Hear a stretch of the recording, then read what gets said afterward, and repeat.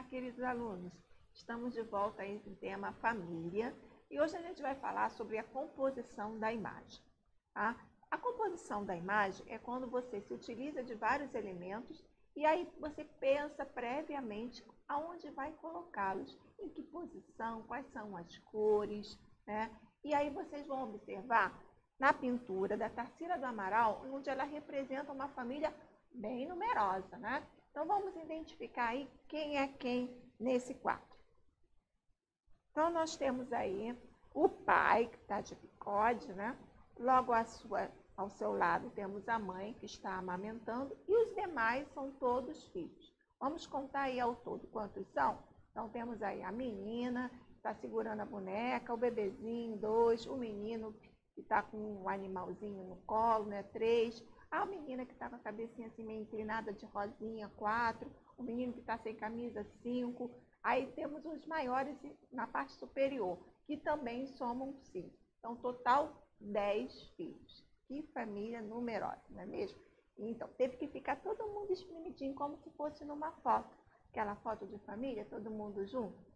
E aí a gente observa como é que a artista pensou em organizar essa família nesse quadro. Né? Observem que ela busca dar essa sensação de movimento, onde alguns estão com a cabeça inclinada para um lado e outros com a cabeça inclinada para o outro. Observem também o formato dos rostos, né? Se tratando de uma família, eles têm traços muito semelhantes, alguns parecem mais com o pai, outros mais com a mãe. E ela também procurou utilizar poucas cores e organizar também essas cores de maneira que elas contrastassem umas com as outras. Então, quais são as cores que estão predominando aí?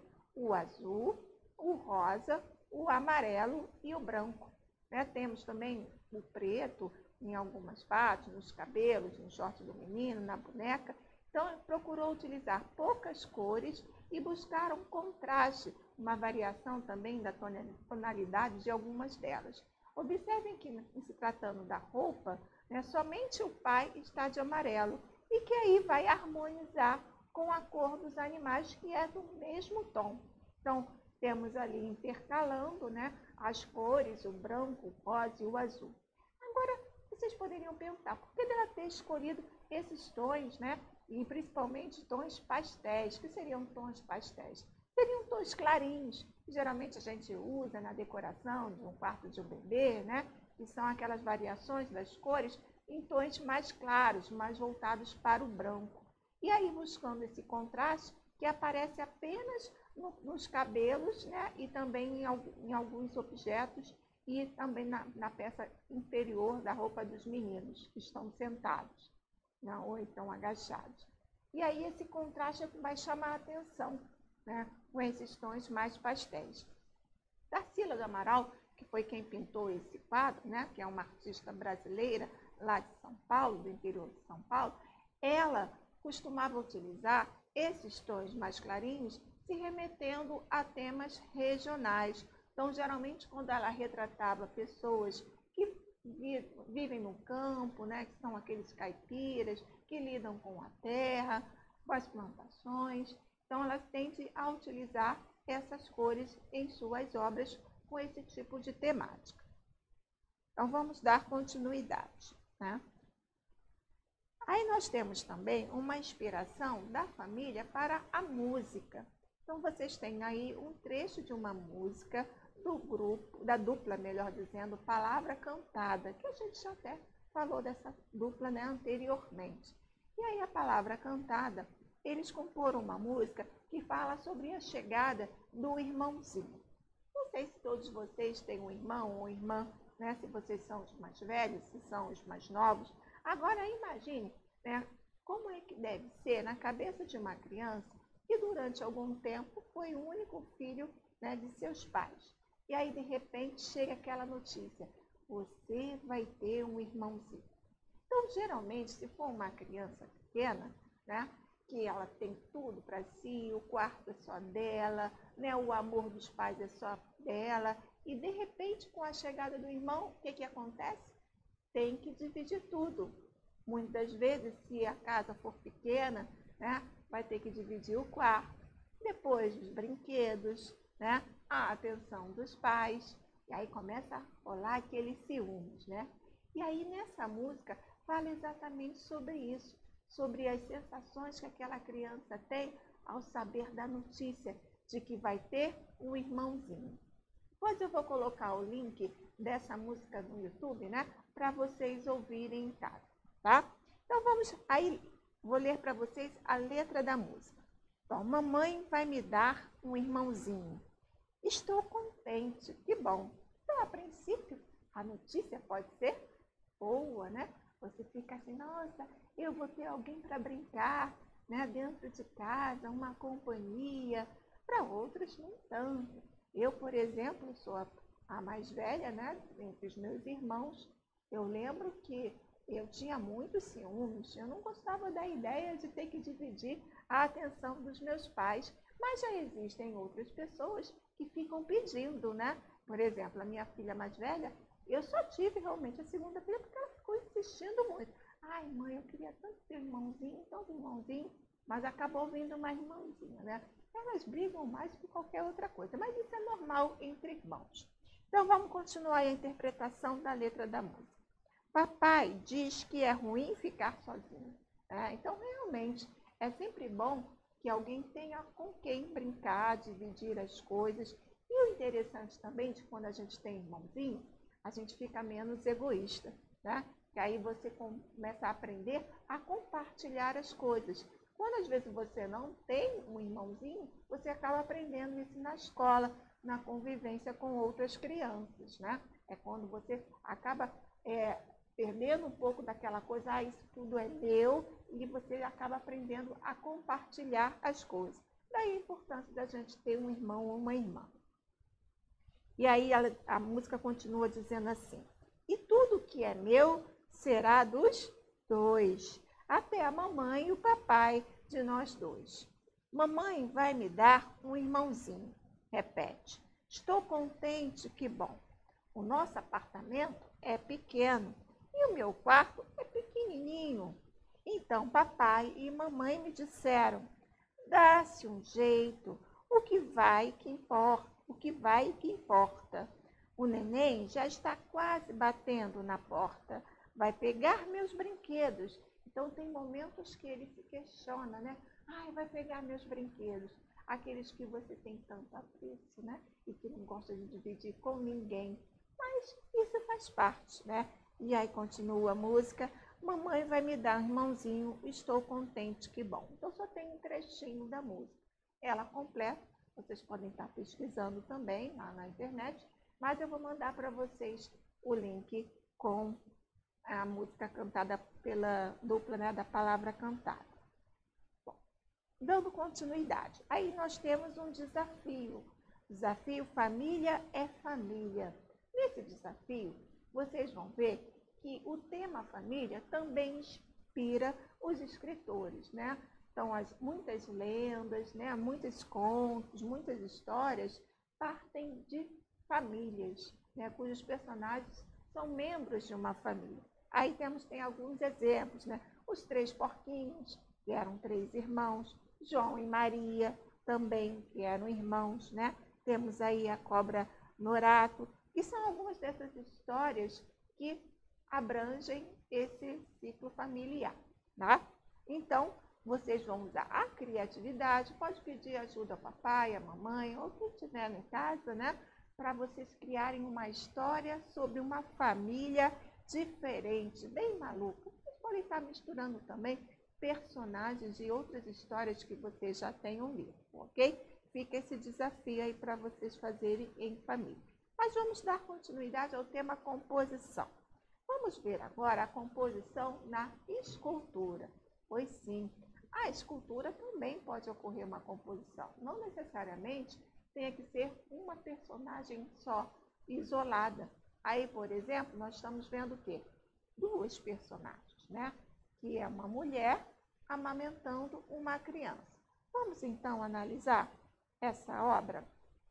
Bom, trata-se de uma escultura de bronze feita pelo escultor Júlio Guerra. Ele é lá de São Paulo, né? Então vamos observar. Ela tem como título aí, né, Mãe Preta. Isso porque ela se remete àquelas amas de leite, né? Que eram aquelas mulheres que eram escravas e que elas que amamentavam os filhos dos brancos, dos fazendeiros, né? A mãe, ela pouco que ficava com a criança, até para amamentar, ela dava para as escravas fazerem isso. Agora imagine, né? Não criar aquele laço afetivo com o seu bebê. Mas, enfim, ele resolveu fazer essa homenagem a essas amas de leite, né? E aí nós temos essa cena. Observem que, assim, é claro que para ser ama de leite, ela também tem que estar amamentando, tem que ter um filho, né? E aí, ela, além de amamentar o seu próprio filho, também tem que amamentar o filho da sua ama. Temos aí algumas perguntinhas que vocês podem estar conversando entre família, né, debatendo, e vamos então conhecer um pouquinho mais sobre, né, o autor dessa obra, né, que é o escultor Júlio Guerra. Então, esse escultor, ele nasceu no ano de 1912, na cidade de São Paulo, né? Então, lá por volta da sua adolescência, começou a despertar nele esse interesse pela arte. E qual foi a linguagem artística que ele escolheu? Foi a arte de esculpir, né? E aí, vocês já esculpiram alguma coisa? Né? Então, a gente sabe que a escultura ela pode ser feita com diversos materiais, né? Tem aquelas que você modela o material, como é o caso da argila, né? A massinha de modelar, o papel machê, o biscuit, entre outros materiais. E também existem aquelas esculturas que você precisa se utilizar de alguns instrumentos de corte, né? Como é o caso da pedra, da madeira, para poder dar a forma. E no caso aí do artista Júlio Guerra, ele gostava de fazer suas esculturas de madeira, ainda aí o motivo de ter que utilizar instrumentos, né, de corte para dar forma a ela, né? E também ele gostava muito de fazer esculturas de bronze. Depois eu vou mandar para vocês um link onde vocês vão poder assistir um vídeo mostrando todo o processo da criação de uma escultura de bronze. Leva bastante tempo, dá bastante trabalho. Isso porque o bronze ele precisa ser fundido. O que quer dizer isso? Tem que ser derretido. Então tem todo um processo. Então geralmente o artista ele faz o modelo daquilo que ele quer esculpir, né, de madeira ou até mesmo de argila, ou faz uma forma, melhor dizendo, feita de gesso, e dali é colocado dentro daquela forma o bronze já fundido, né? Então tem várias formas de estar realizando uma escultura de bronze. E aí nesse vídeo vocês vão aprender como é que se faz. É claro, vocês não vão ter como fazer um dia, a não ser que vocês realmente queiram seguir essa carreira de escultor ou fazer uma faculdade, né? E aprender realmente como se faz. Mas é mais por questão de curiosidade. E aí vem falando um pouco mais, né, sobre os seus trabalhos, aonde ele estudou, né? Estudou na Escola de Belas Artes, só que lá de São Paulo. Nós temos aqui uma no Rio e tem também em São Paulo e em outros estados do nosso país também, né? Mas sendo que a primeira Escola de Belas Artes que tivemos foi aqui no estado do Rio de Janeiro. Bom, então voltando aí a falar sobre essa formação, né, do Júlio Guerra, né, que foi numa Escola de Belas Artes. Então, geralmente, o artista, né, quando ele quer se habilitar nessa especialidade, que é a escultura, ele aprende de tudo um pouco, porque muitas das vezes ele precisa desenhar para pensar de como vai ser a sua escultura. Então, ele faz estudos prévios, faz esboços, né? E daí escolhe o material que ele vai realizar a sua escultura. Então, vamos conhecer um pouco mais dos seus trabalhos. Aí nós temos uma imagem do escultor, né? Que faleceu em 2001. Aí já está bem idoso, nessa foto foi um ano antes dele falecer, onde está ao lado de uma réplica de uma escultura que ele fez do Borba Gato, que é um personagem importante da história da cidade de São Paulo, né? Que foi um dos nossos bandeirantes. Então vamos lá. Aí logo a primeira imagem, nós temos o monumento em homenagem a Borba Gato, que fica na Avenida Santo Amaro, na cidade de São Paulo. Então, observem aí, ela em tamanho maior, né? Vamos ver mais uma. Aí já temos a escultura Iguatinga, né? Também fica em São Paulo, e essa já feita de bronze. Olha que bonito. Essa fica exposta na Biblioteca Prestes Maia. Vamos à próxima. A próxima é o Monumento aos Romeiros, uma obra instalada em frente à Casa de Cultura de Santa Amaro, na cidade de São Paulo. Olha que bacana. Aí, no caso, trata-se de uma escultura em alto relevo.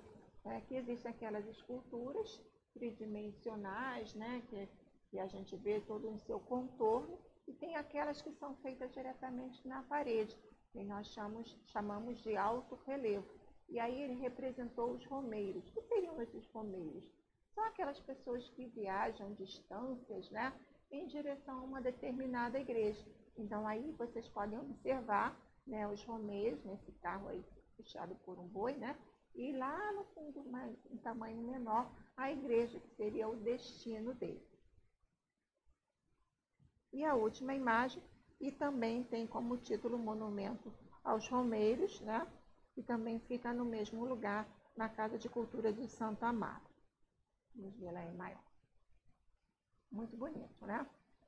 Então, esses são trabalhos do artista Júlio Guerra. Bom, na página seguinte tem aí uma atividade individual, Figuras em Argila. Inspire-se na obra de Júlio Guerra para criar uma escultura em argila. Caso vocês não tenham como comprar argila, né, ou de repente não encontrem, a gente não sabe se as papelarias estão tendo, né? Também vocês podem estar achando em floriculturas. Não sei se vocês chegaram a deixar a argila de vocês aqui na escola, mas pode ver a possibilidade de vir buscar ou não.